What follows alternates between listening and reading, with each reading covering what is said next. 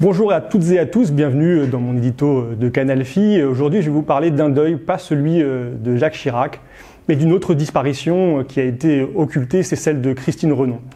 Christine Renon était directrice d'une école en Seine-Saint-Denis et elle s'est donné la mort sur son lieu de travail. Alors ça n'est malheureusement pas le premier suicide dans l'éducation nationale. Avant elle, d'autres ont fait le même geste très dur et il est toujours difficile à comprendre. Je vous renvoie donc à la lettre que Christine Renon a écrite, dont je vous propose le lien dans la description de cette vidéo. Quoi qu'il en soit, ce geste est sans doute révélateur d'une crise qui traverse le métier d'enseignant.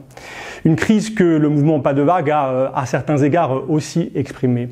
Une crise que les revendications toujours ignorées et portée par les enseignants et les enseignantes à l'occasion, par exemple, du dernier mouvement de mobilisation pendant le baccalauréat exprime aussi à sa façon. D'où vient-elle, cette crise du métier ? Elle vient sans doute d'abord d'une perte des finalités du métier d'enseignant. Les enseignants aujourd'hui sont de plus en plus amenés à faire autre chose que ce pourquoi ils se sont engagés dans le métier. On les invite à trier, à classer, à évaluer les élèves, à les orienter plutôt qu'à transmettre le savoir et qu'à émanciper chacun d'entre eux. Les enseignants sont épuisés par leur travail en raison de l'austérité qui s'abat sur eux, en raison d'une précarité grandissante, du manque de moyens. Et Madame Renon exprime dans sa lettre à quel point sa charge de directrice d'école est extrêmement difficile. Cette crise du métier d'enseignant, cette dépossession que beaucoup de personnels de l'éducation nationale expriment, elle est la conséquence de politiques.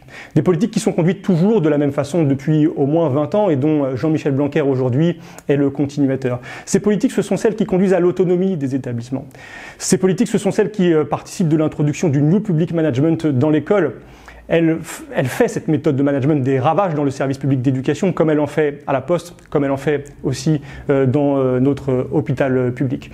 Alors face à cela, que faudrait-il faire ? Il faudrait sans doute recruter des médecins, des infirmiers, des psychologues dans l'éducation nationale. C'est la proposition que nous faisions en 2017 de recruter 6 000, alors qu'il y a aujourd'hui un médecin de prévention pour 15 000 agents de l'éducation nationale. Alors qu'aujourd'hui, dans un tiers des académies, il n'y a pas de psychologue scolaire. Alors que partout, les moyens manquent, il faudrait recruter des personnels.